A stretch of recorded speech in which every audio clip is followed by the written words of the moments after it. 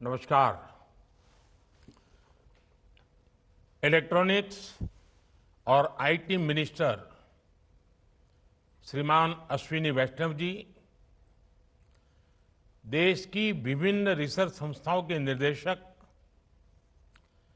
देश के वरिष्ठ वैज्ञानिक, इंजीनियर्स, रिसर्चर्स, स्टूडेंट्स, अन्य महानुभाव, देवी और सज्जनों, आज साइंस और टेक्नोलॉजी की दुनिया में भारत के लिए एक बहुत बड़ी उपलब्धि का दिन है।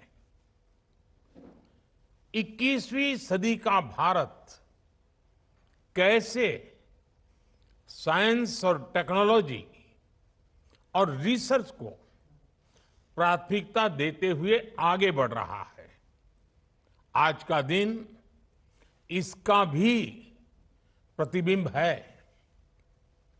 आज का भारत संभावनाओं के अनंत आकाश में नए अवसरों को तराश रहा है। हमारे वैज्ञानिकों और इंजीनियर्स ने 3 परम रुद्र सुपर कंप्यूटर्स बनाए हैं। ये 3 सुपर कंप्यूटर्स दिल्ली, पुणे और कोलकाता में इंस्टॉल किए गए हैं। आज ही देश के लिए अर्का और अरुणिक 2 हाई परफॉर्मेंस कंप्यूटिंग सिस्टम्स का उद्घाटन भी किया गया है। मैं इस अवसर पर देश के वैज्ञानिक समुदाय को, इंजीनियर्स को और सभी देशवासियों को बहुत बहुत बधाई देता हूं। भाइयों बहनों, मेरे तीसरे कार्यकाल की शुरुआत में मैंने युवाओं के लिए 100 दिन के अलावा 25 अतिरिक्त दिन देने का वादा किया था। उसी क्रम में आज मैं ये सुपर कंप्यूटर्स देश के मेरे युवाओं को डेडिकेट करना चाहूंगा। भारत के युवा वैज्ञानिकों को ऐसी state of art technology Bharat में ही मिले, इस दिशा में ये सुपर कंप्यूटर्स अहम भूमिका निभाएंगे। आज जिन 3 सुपर कंप्यूटर्स का लोकार्पण हुआ है, फिजिक्स से लेकर अर्थ साइंस और कॉस्मोलॉजी तक ये एडवांस रिसर्च में मदद करेंगे। ये वो क्षेत्र हैं जिनमें आज का साइंस एंड टेक्नोलॉजी वर्ल्ड भविष्य की दुनिया को देख रहा है। साथियों, आज डिजिटल रिवॉल्यूशन के इस दौर में कंप्यूटिंग कैपेसिटी नेशनल कैपेबिलिटी का पर्याय बनती जा रही है। साइंस एंड टेक्नोलॉजी के क्षेत्र में रिसर्च के अवसर, इकोनॉमी के लिए ग्रोथ के अवसर, राष्ट्र का सामरिक सामर्थ्य, डिजास्टर मैनेजमेंट की capacity, ease of living, ease of doing business, ऐसा कोई क्षेत्र नहीं है जो सीधे तौर पर टेक्नोलॉजी और कंप्यूटिंग कैपेबिलिटी पर निर्भर न हो। ये इंडस्ट्री 4.0 में भारत की सफलता का सबसे बड़ा आधार है। इस रिवॉल्यूशन में हमारा शहर बिट्स और बाइट्स में नहीं, बल्कि टेराबाइट्स और पेटाबाइट्स में होना चाहिए। और इसलिए आज की ये उपलब्धि इस बात का प्रमाण है कि हम सही दिशा में सही गति से आगे बढ़ रहे हैं। साथियों, आज का नया भारत विकास और टेक्नोलॉजी में केवल बाकी दुनिया की बराबरी करके संतुष्ट नहीं हो सकता। नया भारत अपने वैज्ञानिक अनुसंधानों से मानवता की सेवा को अपनी रिस्पॉन्सिबिलिटी मानता है। यह हमारा दायित्व है। अनुसंधान से आत्मनिर्भरता, साइंस फॉर सेल्फ रिलायंस, आज ये हमारा मंत्र बन चुका है। इसके लिए हमने digital India, startup India, make in India जैसे कई ऐतिहासिक अभियान शुरू किए हैं। भारत की फ्यूचर जनरेशन में साइंटिफिक टेम्पर मजबूत हो, इसके लिए स्कूलों में 10,000 से ज्यादा अटल टिंकरिंग लैब्स भी बनवाई गई है। स्टेम सब्जेक्ट्स की एजुकेशन के लिए स्कॉलरशिप भी बढ़ाई गई है। इस साल के बजट में 1 लाख करोड़ रुपए के रिसर्च फंड की घोषणा भी की गई है। प्रयास यही है कि भारत 21वीं सदी की दुनिया को अपने इनोवेशन से एम्पावर करे, दुनिया को मजबूत बनाए। साथियों, आज ऐसा कोई सेक्टर नहीं जिसमें भारत नए निर्णय नहीं ले रहा, नई नीतियां नहीं बना रहा। एक उदाहरण स्पेस सेक्टर का है। आज स्पेस सेक्टर में भारत एक बड़ी पावर बन चुका है। दूसरे देशों ने कई बिलियन डॉलर खर्च करके जो सक्सेस हासिल की, हमारे वैज्ञानिकों ने वही काम सीमित संसाधनों में करके दिखाया है। अपने इसी जज्बे को लेकर भारत चंद्रमा के दक्षिणी ध्रुव पर पहुंचने वाला पहला देश बना है। इसी संकल्प को लेकर भारत अब मिशन गगनयान की तैयारी कर रहा है। भारत का मिशन गगनयान केवल अंतरिक्ष तक पहुंचने का नहीं, बल्कि हमारे वैज्ञानिक सपनों की असीम ऊंचाइयों को छूने का मिशन है। आपने देखा है 2035 तक भारत ने अपने स्पेस स्टेशन को बनाने का लक्ष्य रखा है। अभी कुछ ही दिन पहले सरकार ने इसके पहले चरण को मंजूरी दे दी है। साथियों, आज सेमीकंडक्टर्स भी डेवलपमेंट का एसेंशियल एलिमेंट बन चुके हैं। भारत सरकार ने इस दिशा में भी इंडिया सेमीकंडक्टर मिशन जैसा महत्वपूर्ण अभियान लॉन्च किया है। इतने कम समय में हमें इसके पॉजिटिव रिजल्ट दिखने लगे हैं।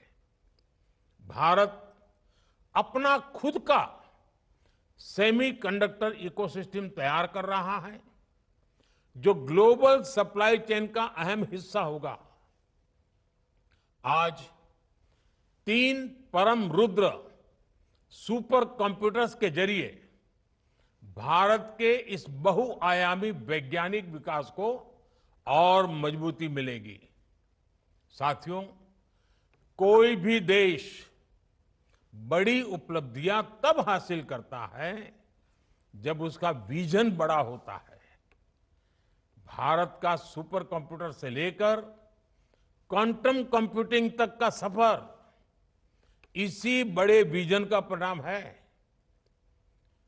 एक समय सुपर कंप्यूटर गिने चुने देशों की महारत माने जाते थे, लेकिन हमने 2015 में नेशनल सुपर कंप्यूटिंग मिशन शुरू किया और आज भारत सुपर कंप्यूटर्स की दिशा में बड़े देशों की बराबरी कर रहा है और हम यहीं रुकने वाले नहीं हैं। क्वांटम कंप्यूटिंग जैसी टेक्नोलॉजी में भारत अभी से लीड ले रहा है। क्वांटम कंप्यूटिंग के क्षेत्र में भारत को आगे ले जाने में हमारे नेशनल क्वांटम मिशन की बड़ी भूमिका होगी। ये नई टेक्नोलॉजी आने वाले समय में हमारी दुनिया को पूरी तरह से बदल देने वाली है।